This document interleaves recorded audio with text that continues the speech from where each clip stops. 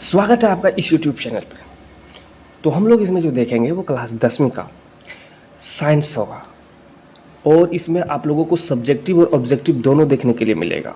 ठीक है, तो चलिए वीडियो में अंत तक बने रहिएगा और ये सभी आप क्वेश्चन को देखने का प्रयास कीजिएगा। अगर सॉल्यूशन आप लोग को सब्जेक्टिव का आता हो तो आप लोग नहीं देखिएगा, लेकिन क्वेश्चन को जरूर देख लीजिएगा। ठीक है, क्वेश्चन इंपॉर्टेंट है। ठीक है, क्वेश्चन बहुत इंपॉर्टेंट है, क्वेश्चन को देखना है। सॉल्यूशन अगर आप लोगों को आता है, आंसर आता है तो कोई दिक्कत नहीं है, आप लोग छोड़ दीजिएगा। क्वेश्चन को सिर्फ देखिए, स्किप करके क्वेश्चन को देखिए और उसको क्लियर कर लीजिएगा। मेरा मोटिव है कि आप मेरा व्यूवर्स बढ़ाना नहीं है, मेरा मोटिव है कि आप लोग को अच्छा नंबर दिलाना। ठीक है, तो चलिए बिना समय गवाए हम लोग यहाँ पे फर्स्ट क्वेश्चन के ऊपर चलते हैं। फर्स्ट क्वेश्चन को देखेंगे उससे पहले अगर आप लोग तो देख रहे हैं, वीडियो को देखते हैं बट सब्सक्राइब नहीं किए हुए, सब्सक्राइब कर दीजिए और वीडियो को लाइक करना ना भूलें। वीडियो को लाइक भी कर दीजिएगा। जितने लोग देख रहे हैं अगर उतना आप लोग लाइक करते चलेंगे तो थोड़ा सा हमें क्या होगा कि हमारा रीच बढ़ेगा। ठीक है, और आप लोग ही सपोर्ट कर सकते हैं हमें। चलिए तो बिना समय गवाए अब चलते हैं फर्स्ट क्वेश्चन। जैसे कि आप देख पा रहे होंगे कि नेत्र गोलक की आकृति कैसी होती है। तो नेत्र गोलक की आकृति जो होती है वो गोलाकार होती है। कैसी होती है? गोलाकार। ऑप्शन नंबर सी सही होगा। ठीक है, आगे दिया हुआ है अवतल लेंस द्वारा किस दृष्टि दोष को दूर किया जाता है। तो आप सभी जानते हैं कि दृष्टि दोष 3 प्रकार के होते हैं, निकट दृष्टि दोष, दीर्घ दृष्टि दोष और जरा दृष्टि दोष। ठीक है, मुख्यतः तो इसमें से एक दृष्टि दोष है जिसमें से उत्तल लेंस का प्रयोग किया जाता है, एक दृष्टि दोष है जिसमें अवतल लेंस का प्रयोग किया जाता है, एक दृष्टि दोष है जिसमें दोनों लेंस का प्रयोग किया जाता है। ठीक है, तो यहाँ पे कहता है कि यहाँ पे कह रहा है अवतल लेंस की बात हो रही है, तो अवतल लेंस हम लोग निकट दृष्टि दोष में प्रयोग में लाते हैं। इसमें निकट दृष्टि दोष में लाते हैं। ठीक है, आगे दिया हुआ प्रश्न कहता है विद्युत आवेश का एसआई मात्रक क्या है। तो विद्युत आवेश का एसआई मात्रक जो होता है, जैसे कि बहुत इजी प्रश्न है और इसका आवेश मतलब कि एसआई मात्रक कूलॉम होता है। क्या होता है? कूलॉम होगा। ऑप्शन नंबर ये आपका सही हो जाएगा। ठीक है, आगे देखिए, आगे दिया हुआ है कि एक गोलीय दर्पण की वक्रता त्रिज्या सेंटीमीटर, इस जगह पे कुछ मान दिया हुआ रहेगा। ठीक है, जिसकी फोकस दूरी होगा। तो यहाँ पे कुछ मान हम लोग बैठाएंगे तभी यहाँ से हम लोग आंसर को फेंक सकते हैं, निकाल सकते हैं। यहाँ पे थोड़ा सा टाइपिंग में प्रॉब्लम है, तो इस जगह पे क्या होगा कि अगर हम लोग यहाँ पे 10 सेंटीमीटर अगर बैठाते हैं तो यहाँ पे 5 सेंटीमीटर होगा, या इस जगह पे हम लोग 20 सेंटीमीटर निकालते हैं तो फोकस दूरी कितना हो जाएगा? 10 सेंटीमीटर हो जाएगा। जितना आप लोग इसमें पुट कीजिएगा, इस जगह पे थोड़ा सा मान गलत नहीं बैठाया गया। ठीक है, अगर हम लोग यहाँ पे 20 रखते हैं तो आपका ये सही होगा, अगर यहाँ पे 40 रखते हैं तो आपका ये सही होगा, अगर यहाँ पे 80 रखते हैं तो आपका ये सही होगा। ठीक है, तो मान वहाँ पे जैसा रहेगा उस तरह से देख के आप लोग टिक कर लीजिएगा। नेक्स्ट प्रश्न को देखते हैं। दिया हुआ है कि एक प्रतिबिंब का आकार हमेशा वस्तु के बराबर है तो दर्पण होगा। मतलब कि जितना हमेशा, ऐसा नहीं, क्या बोला, एक प्रतिबिंब का आकार हमेशा, अगर बोलता कि नहीं इतना दूर में रखे हैं तो इतना बड़ा बना, हमेशा ऑलवेज एकदम एक समान दिखेगा। अगर वस्तु ये दर्पण है, अगर यहाँ पे इतना बड़ा रखे हैं तो यहाँ भी इसके पीछे इतना दूरी पर, इतना दूर पर इतने बड़ा का प्रतिबिंब दिखेगा। ये कौन सा दर्पण होगा? तो ये दर्पण की बात होगी। आप लोग तो टिक लगा लिए होंगे, आप लोग को कोई तो अवतल या कोई तो उत्तल, लेकिन ये आपका सही आंसर हो जाएगा समतल। क्या होगा? समतल। ऑप्शन नंबर ये सही होगा। ठीक है, बेंजीन का अनुसूत्र क्या है। तो बेंजीन का जो फॉर्मूला होता है, ये बहुत ही वीवीआई प्रश्न है, इसको याद कर लीजिएगा। बेंजीन का अनुफॉर्मूला C6H6 होता है, जो ऑप्शन नंबर सी में दिया हुआ है। ठीक है, चलिए, इनमें से कौन तत्व उपधातु नहीं है। तो उपधातु के बात कर रहा है, तो उपधातु नहीं है। तो देखिए, बोरॉन जो है उपधातु, सिलिकॉन उपधातु, जर्मेनियम उपधातु है, बट हाइड्रोजन जो है ये उपधातु नहीं है। ठीक है, ये अधातु में चले जाते हैं। हाइड्रोजन जो है अधातु में चला जाता है। तो ऑप्शन नंबर डी आपका सही होगा। पायुर्वेट के विखंडन में, नेक्स्ट प्रश्न को देख रहे हैं, पायुर्वेट के विखंडन से या CO2 H2O मतलब कि कार्बन डाइऑक्साइड और जल तथा ऊर्जा देता है और यह क्रिया होता है तो कुछ कहाँ पे होता है? तो कोशिका द्रव्य में होता है। कहाँ पे होता है बाबू लोग? कोशिका द्रव्य में। ऑप्शन नंबर ये सही हो जाएगा। आगे देखिए, पौधों में वाष्पोत्सर्जन किस भाग से होता है। पौधों में वाष्पोत्सर्जन किस भाग से होता है? तो आप लोग जानते हैं कि वाष्पोत्सर्जन जब पेड़ पौधा में अधिक मात्रा में जल हो जाता है तो उस जल को बाहर कहाँ से फेंकता है? तो पत्ती से फेंकता है ना, तो पत्ता हो जाएगा। ऑप्शन नंबर आपका डी सही हो जाएगा। ठीक है, नेक्स्ट प्रश्न को देखिए, यहाँ पे दिया हुआ है कि अमाशय में कौन सा एंजाइम पाया जाता है। तो अमाशय में पेप्सिन नामक एंजाइम पाया जाता है। क्या पाया जाता है? पेप्सिन नामक एंजाइम पाया जाता है। ठीक है, चलिए आगे देखिए, पेप्सिन नामक एंजाइम कहाँ पे देख रहे हैं आप? ऑप्शन नंबर डी में आप देख रहे हैं, अमाशय में कौन सा एंजाइम? पेप्सिन नामक एंजाइम। आगे दिया हुआ है दो तंत्रिका के मध्य, मतलब तंत्रिका तंत्र के बारे में आप जानते हैं, छापना तो जरूरी है ना। ये जो ऐसे ऐसे हम लोग कहा गया जी, इसको थोड़ा सा हटा लेते हैं। हाँ, जो हम लोग ऐसे ऐसे करके बनाए थे, और यहाँ से हम लोग ऐसे छोटा छोटा करके जोड़ते थे, है ना। तो इसके मध्य में जो यहाँ पे आपको दिख रहा है खाली स्थान, है ना, यहाँ पे जो खाली स्थान, ये तो तंत्रिका तंत्र हो गया, ठीक है, ये तंत्रिका तंत्र हो गया।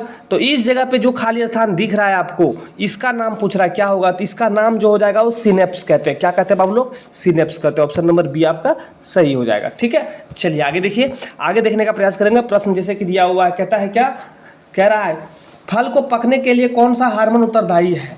तो फल जो पकता है वो कौन सा हार्मोन के कारण ये पकता है, ठीक है। तो फल का पकना जो है वो कौन सा हार्मोन होगा, तो वो जो हार्मोन हो जाएगा बाबू लोग, वो फल का पकना कौन सा हार्मोन, यहाँ ऑप्शन जैसे कि आप यहाँ पे देख पा रहे होंगे, ऑक्सीन नहीं, जिब्रेलिन नहीं, साइटोकिनिन नहीं, एथिलीन होगा, ठीक है। चलिए एथिलीन जो होगा आपका सही हो जाएगा। फल के पकने में कौन सा हार्मोन होगा, एथिलीन होगा, ठीक है। मलेरिया परजीवी का नाम है। जो मलेरिया जैसे कि आप कौन सा मच्छर से काटा था वो तो आपको पता है, लेकिन एक परजीवी जो है उस परजीवी का नाम क्या है, तो प्लाज्मोडियम है। क्या है? प्लाज्मोडियम। कहाँ पे है? ऑप्शन नंबर ये में है, ठीक है। चलिए आगे देखिए, आगे दिया हुआ है कि निम्न में से कौन मादा जनतंत्र का भाग नहीं है, जननतंत्र का भाग नहीं है। तो मादा में जो नर मतलब क्या कहते हैं आप, स्त्री में नहीं पाए जाने वाले भाग के बारे में बता रहा है। तो देखिए यहाँ पे अंडाशय स्त्री में है, गर्भाशय स्त्री में है और डिम्बवाहिनी स्त्री में, लेकिन शुक्रवाहिका जो है वो पुरुष में होते हैं, ठीक है। तो जो नर में होते हैं, तो आपका सही आंसर ऑप्शन नंबर सी हो जाएगा, ठीक। कौन सा होगा? सी होगा, ठीक है। चलिए आगे देखिए, आगे देखिए, कहता है कि निम्न में से कौन सा कथन असत्य है। असत्य मतलब गलत है, ठीक है। तो कहता है असंतृप्त हाइड्रोकार्बन में द्विआबंध और त्रिआबंध होता है। ये तो बात सही है कि असंतृप्त में होता है। मीथेन असंतृप्त कार्बन है। मीथेन देखिए यहाँ पे ध्यान दीजिएगा, मीथेन, तो मीथेन का क्या होता है, असंतृप्त में बोला गया कि एक बॉन्ड, डबल बॉन्ड या ट्रिपल बॉन्ड होगा, द्विआबंध या त्रिआबंध, लेकिन मीथेन जो होता है उसमें सिंगल बॉन्ड होता है, ठीक है। तो ये तो गलत है, इस जगह पे आपका ये गलत निकला। दूसरा दिया हुआ एल्केन का सामान्य सूत्र क्या होता है, तो एल्काइन का सामान्य सूत्र, तो एल्काइन का सामान्य सूत्र, तो ये तो सही है, लेकिन एल्काइन का एक और दे दिया है, ये गलत है। इस जगह पे यहाँ पे इस जगह पे थोड़ा सा यहाँ पे टाइपिंग किया है, यहाँ पे एल्कीन लिखा रहता, एल्केन लिखा रहता, यहाँ पे एल्काइन लिखा, यहाँ पे एल्केन लिखता, इसलिए ये और ये दोनों गलत है, ठीक है। ये और ये दोनों आपका गलत होगा। अगर यहाँ पे एल्केन लिखा हुआ रहता तो आपका सही था, यही गलत सिर्फ होता, लेकिन अगर यहाँ पे एल्काइन लिख दिया तो ये गलत है आपका, ठीक है। आगे देखिए, आगे दिया हुआ प्रश्न कहता है कि BA, इस जगह पे भी देखिए थोड़ा सा गलत लिखा हुआ है, BaCl2, क्या BaCl2 मतलब BaCl2 है, ठीक है। और Na2SO4 अभिक्रिया करके बनाता है BaSO4 NaCl मतलब, ठीक है, इस जगह पे NaCl होगा, ठीक। यहाँ पे थोड़ा सा भी गलती हुआ है। तो देखिए इसमें कौन सा अभिक्रिया पूछा रहा है, तो अगर इस जगह पे Cl लगा देता दोनों जगह पे तो आपका द्विविस्थापन हो जाएगा। क्या होगा? द्विविस्थापन होगा, ठीक है। चलिए आगे देखिए, उदासीन अभिक्रिया उदासीनीकरण अभिक्रिया से प्राप्त होता है, तो दोनों प्राप्त होता है। उदासीनीकरण अभिक्रिया से जल और लवण दोनों प्राप्त होता है, जो ऑप्शन नंबर सी में दिया हुआ है। पदार्थ ABCD का pH मान क्रमशः 2, 7, 10 और 14 है, तो इसमें से कौन सा अम्ल होगा। तो आप जानते हैं कि अम्ल का जो होता है 7 से कम वाले अम्ल और 7 से अधिक वाले क्षार और 7 वाला उदासीन। तो यहाँ पे 2 देखिए सबसे कम है, तो 2 कम है, तो ये वाला है, ये सही हो जाएगा, ठीक। आगे देखिए, एंटेसीड का उदाहरण है, तो एंटेसीड का उदाहरण क्या है, तो एंटेसीड का एग्जांपल्स आप देख सकते हैं, दिया हुआ है, 4 ऑप्शन है यहाँ पे, milk of magazine, baking soda. Baking soda आपका सही हो जाएगा, क्या होगा? बेकिंग सोडा, ऑप्शन नंबर आपका बी सही होगा, ठीक है। आगे दिया हुआ है, कहता है कौन सा पदार्थ क्लोरीन से अभिक्रिया करके व्यंजक चूर्ण बनाता है, तो बुझा हुआ चूना, जो ऑप्शन नंबर बी में दिया हुआ है, ठीक है। चलिए आगे देखिए, आगे दिया हुआ कहता है कि उपयोगी पवन ऊर्जा प्राप्त करने हेतु पवनों का न्यूनतम वेग होनी चाहिए। तो अगर आप लोगों को पवन ऊर्जा प्राप्त करना है तो उस क्षेत्र में 15 किलोमीटर पर आवर का स्पीड से हवा बहनी चाहिए, पवन बहना चाहिए। तो आपका सही आंसर हो जाएगा ऑप्शन नंबर ये हो जाएगा, ठीक है। कांसा मिश्र धातु है, तो कांसा जो है वो मिश्र धातु है, तो कांसा का मिश्र धातु का जो सूत्र होता है CuSN होगा, ठीक है। टीना और कांसा, ठीक। चलिए कॉपर, एक कांसा मिश्र धातु, ठीक है। अब यहाँ पे एक और प्रश्न है, जैसे कि देखिए VVI प्रश्न ये देखने को मिल रहा है हम लोगों को कि चाकू से काटा जा सकने वाला धातु, तो चाकू से काटे जा सकने वाला धातु जो है इनमें से कौन सा होगा, तो देखिए तीनों में से तीनों हो जाएगा, ठीक है। लिथियम, सोडियम और पोटेशियम, तीनों हो जाएगा। ठीक है, कौन? ऑप्शन नंबर डी आपका सही होगा। आगे प्रश्न दिया हुआ है, कहता है कि आम्ल एवं क्षारक, आम्ल एवं क्षारक के बीच के अभिक्रिया को क्या कहते हैं? तो अम्ल और क्षारक के बीच के अभिक्रिया को उदासीनीकरण अभिक्रिया कहते हैं। ठीक है, फिर और प्रश्न दिया हुआ है, इसमें से ध्यान दीजिए। प्रश्न दिया हुआ है, कहता है कि साग सब्जी, क्या है? साग और सब्जी का विघटन होकर कंपोस्ट बनना किस अभिक्रिया का उदाहरण है? तो ऊष्माक्षेपीय अभिक्रिया का एग्जाम्पल्स है। कौन सा अभिक्रिया? ऊष्माक्षेपीय अभिक्रिया का एग्जाम्पल्स है। ठीक है, तो साथियों हम लोग यहाँ पे एमसीक्यू का प्रश्न देख लिए। देखिए एमसीक्यू का सिलसिला चलता जा रहा है, बहुत सारे क्वेश्चन आप लोगों को चैनल के ऊपर मिल जाएगा एमसीक्यू का, जाके वहाँ पे जरूर देख लीजिएगा। ठीक है, और फिलहाल अपलोड किया गया है, ऐसा नहीं कि पुराना हम आपको बता रहे हैं। ये 10 दिन के अंदर वाला जो वीडियो है उसको आप जरूर जाके देखिए, 10-15 दिन के अंदर वाला। ठीक है, एमसीक्यू एकदम अवश्य देख लीजिएगा। और चलिए यहाँ से हम लोग लॉन्ग देख लेते हैं। ठीक है, तो देखिए वीडियो लंबा तो नहीं हो रहा, वीडियो आप लोग लंबा देखना पसंद नहीं करते हैं, वीडियो तो थे लॉन्ग को देखते हैं। लॉन्ग को देखने से पहले अगर आप चैनल के ऊपर नए हैं तो चैनल को सबसे पहले सब्सक्राइब कीजिए, वीडियो को लाइक कीजिए और दोस्तों के पास वीडियो जरूर शेयर कर दिएगा। देखिए प्रश्न इस प्रकार से हो सकता है, ये हमारे ख्याल से ज़्यादा वीवीआई प्रश्न हमको दिख रहा है। ठीक है, जैसे कि दीर्घ दृष्टि दोष किसे कहते हैं? दीर्घ दृष्टि दोष किसे कहते हैं? इसे दूर करने के लिए किस प्रकार के लेंस का उपयोग किया जाता है? प्रश्न ऐसा पूछ सकता है, दीर्घ दृष्टि दोष किसे कहते हैं, बस इतना भी हो सकता है। या फिर ये भी हो सकता है कि दीर्घ दृष्टि दोष किसे कहते हैं, इससे दूर करने के लिए कौन सा लेंस का प्रयोग करते हैं, ये भी प्रश्न हो सकता है। ठीक है, तो यहाँ पे 2 प्रश्न भी बन सकते हैं, इसके क्या कारण है ये भी एक प्रश्न बन सकता है। ठीक है, तो चलिए सभी का सॉल्यूशन एक ही में हम लोग देख लेते हैं और जैसा पूछेगा वैसा लिख देंगे वहाँ पे। ठीक है, चलिए देखिए यहाँ पे दिया हुआ है, दीर्घ दृष्टि दोष वह दृष्टि दोष जिसके कारण कोई व्यक्ति दूर की वस्तुओं को स्पष्ट देख सकता है परंतु वह निकट की वस्तु को स्पष्ट नहीं देख पाता, दीर्घ दृष्टि दोष कहलाता है। इस स्थिति में प्रतिबिंब दृष्टिपटल के पीछे बनता है। दीर्घ दृष्टि दोष समझ गए कि दूर की वस्तु को वो साफ साफ देखता है लेकिन नजदीक की वस्तु को साफ साफ नहीं देख सकता है। ठीक है, उसको हम लोग क्या कहते हैं? दीर्घ दृष्टि दोष कहते हैं। इस स्थिति इस अपोजिशन में प्रतिबिंब कहाँ बनता है? दृष्टिपटल के पीछे बनने लगता है। ठीक है, दीर्घ दृष्टि दोष के कारण ये हो सकते हैं, दीर्घ दृष्टि दोष के कारण ये होता है कि अभिनेत्र लेंस की फोकस दूरी का अत्यधिक हो जाना, मतलब बड़ा हो जाना, और नेत्र गोलक छोटा हो जाना, उसका गोलक छोटा हो जाता है। और ये ठीक है, ये दोनों इसके कारण हैं। ठीक है, इसके संशोधन के लिए, इस दोष को दूरी करने के लिए उत्तल लेंस के चश्मे का उपयोग किया जाता है। किस कौन सी लेंस? उत्तल लेंस की चश्मा का प्रयोग करेंगे। ठीक है, इस प्रकार से आप लोग इसका आंसर लिख सकते हैं।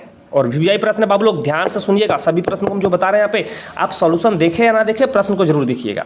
देखिए यहाँ पे अगर चित्र बनाने के लिए दे दिया जाए तो आप इस प्रकार से चित्र बना सकते हैं। ठीक है, देखिए पहले दीर्घ दृष्टि दोष युक्त, जैसे कि पहले जो बीमारी होता था इससे था, जिसे सभी जो फोकसित यहाँ पे देखो यहाँ पे बनना चाहिए था, सब कहाँ बन रहा है? इसके बाहर बन रहा है यहाँ पे, इसीलिए नहीं स्पष्ट दिखता है। लेकिन जब यहाँ पे एक उत्तल लेंस का प्रयोग लगा देंगे, हम लोग लगा देंगे, देखिए सब कहाँ पे फोकसित हो जा रहा है?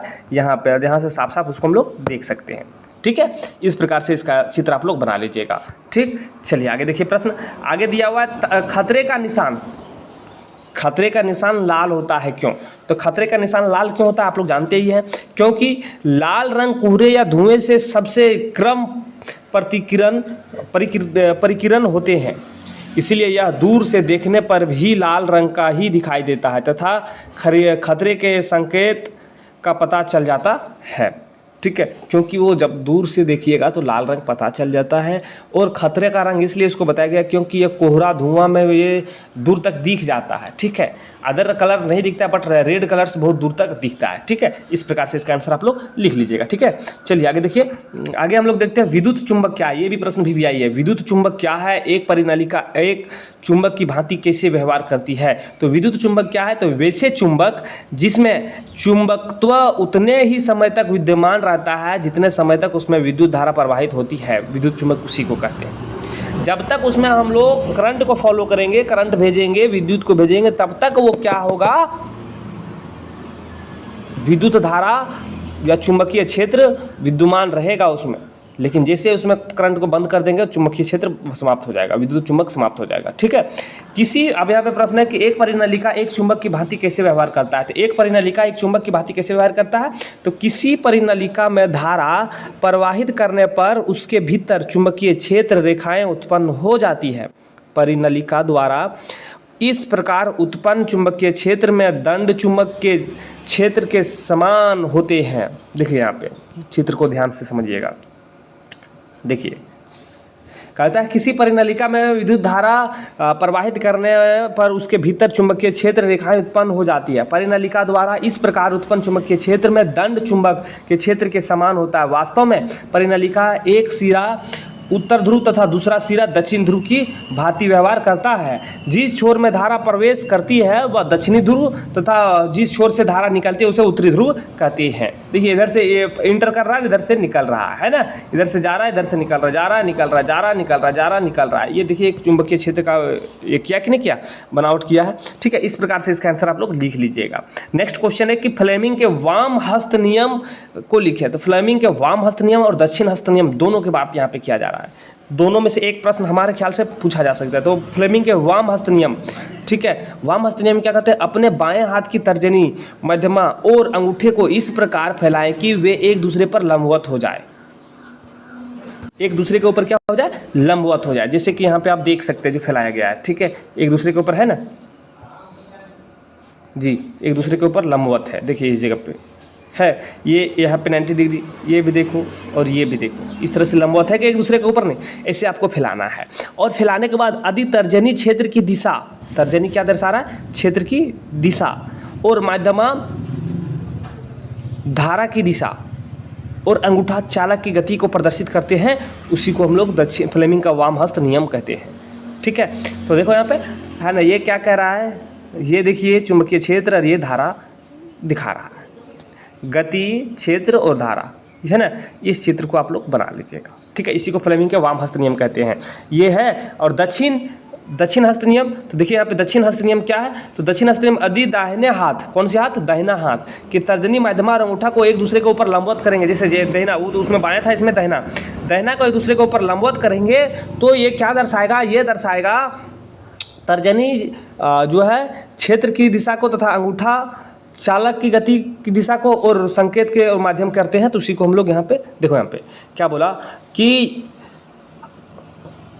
तर्जनी जो है वो क्षेत्र की दिशा को दिखाएगा, चुंबकीय क्षेत्र, ठीक है, अंगूठा गति की चालक को दिखाएगा, ठीक है, और यहाँ पे जो आपका जो है क्या कहते हैं, तर्जनी, माफ कीजिएगा, तर्जनी नहीं, एक जो छोटे होता है, ठीक है, ये वाला देखिए आपको ये क्या दर्शा रहा है? ये दिखा रहा है विद्युत धारा को प्रदर्शित कर रहा है। ठीक है, इस प्रकार से आप लोग चित्र इसका बना लीजिएगा। ठीक है, चलिए आगे देखिए, क्षार क्या है? ये भी यही प्रश्न है। क्षार क्या है? क्या क्षारकीय विलयन में भी हाइड्रोजन आयन होते हैं? अगर हाँ तो यह क्षारकीय क्यों होता है? तो क्षार क्या है समझिए। क्षार किसको कहते हैं?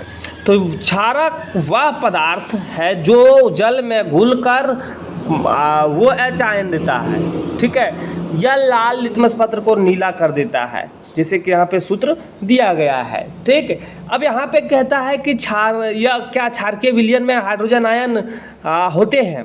तो हाँ होता है। क्यों? क्योंकि क्षारकीय विलयन क्षारक को जल में घुलने से बनाता है। जब जल में क्षारक घुलते हैं तो जल का भी वियोजन हो जाता है, जिससे हाइड्रोजन आयन बनते हैं। हाइड्रोजन आयन की मात्रा घोल में कम होते हैं और क्षारक के घुलने से वो H आयन की मात्रा अधिक होती है, इसीलिए विलयन क्षारीय होता है। मतलब घुलने के बाद हाइड्रोजन आयन देता है लेकिन वो कम मात्रा में होता है और कम होने के कारण इफेक्टिव नहीं दिखता है। इफेक्टिव होता है वहाँ पे वो H आयन ज़्यादा होता है, इसलिए वो इफेक्टिव दिखना चालू कर देता है। ठीक है, इस प्रकार से आप इसका आंसर आप लोग लिख सकते हैं। चलिए आगे देखिए, आगे प्रश्न दिया हुआ समावयवता किसे कहते हैं?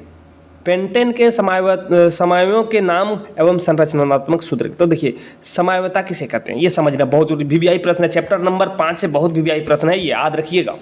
दिया हुआ है समावयवता, ऐसे विभिन्न यौगिक जिनका अनुसूत्र समान होता है। क्या? अनुसूत्र समान होगा, संरचना भिन्न भिन्न होता है, संरचनात्मक समावयवता अर्थात समावयवता कहलाते हैं। मतलब कि वो सब कुछ उसका नंबर सब एक जैसा दिखेगा लेकिन बनावटी अलग अलग आपको दिखेगा। ठीक है, इस घटना को समावयवता कहते हैं और जो अलग अलग बनावट दिखता है उसी को समावयवता कहते हैं। जैसे पेंटेन का देखो, पेंटेन का यहाँ पर पूछा गया पेंटेन, तो देखिए फॉर्मूला C5H12 है के समावयव के संरचनात्मक सूत्र इस प्रकार से होता है। देखिए C5H12 का जो जैसे कि यहाँ पे नाम देखिए, एक होता है नॉर्मल पेंटेन, एक होता है आइसोपेंटेन, एक होता है नियोपेंटेन। नॉर्मल पेंटेन में जिस तरह से एक नॉर्मल तरीके से देखो 1 2 3 4 5 जोड़ दिया और सभी में हाइड्रोजन को ऐड कर दिया, ये नॉर्मल हो गया। इसमें से देखिए आइसोपेंटेन में 1 2 3 4 और एक इसके नीचे जोड़ दिया है, 5 इसमें भी हाइड्रोजन कार्बन है और 12 हाइड्रोजन इसमें भी है, लेकिन थोड़ा सा संरचना अलग हुआ इसलिए आइसोपेंटेन कहते हैं इसको। और नियोपेंटेन किसको कहते हैं? नियोपेंटेन समझिए, नियोपेंटेन कहते हैं देखिए यहाँ पे 3 एक लेयर में होगा और 2 ऊपर नीचे लगा हुआ रहेगा, या इसे देख लीजिए इधर इधर लगा हुआ रहेगा, इसको हम लोग नियोपेंटेन कहते हैं। इसको इस चित्र को दिमाग में लोड कर लीजिएगा, नियोपेंटेन, आइसोपेंटेन और नॉर्मल पेंटेन जो है इसको जरूर आप याद कर लीजिएगा क्योंकि परीक्षा में ये आ रहा है। ठीक है, आगे देखिए यहाँ पे मेंडल के प्रयोग द्वारा कैसे पता चला कि लक्षण प्रभावी तथा अप्रभावी है। तो मेंडल के प्रयोग द्वारा कैसे पता चला कि लक्षण अप्रभावी तथा प्रभावी है? तो मेंडल के प्रयोग से यह पता चला कि यदि 2 परस्पर विरोधी लक्षणों वाले पौधों के बीच यदि कृमि परागण कराया जाता है तो प्रथम पीढ़ी कौन F1 पीढ़ी केवल एक ही लक्षण प्रकट करता है, जबकि दूसरा लक्षण भी उन पौधों में सुरक्षित रहता है और अप्रभावी अवस्था में होता है। दूसरी पीढ़ी में इस लक्षण को प्रकट हो जाने से इस बात की पुष्टि होती है कि,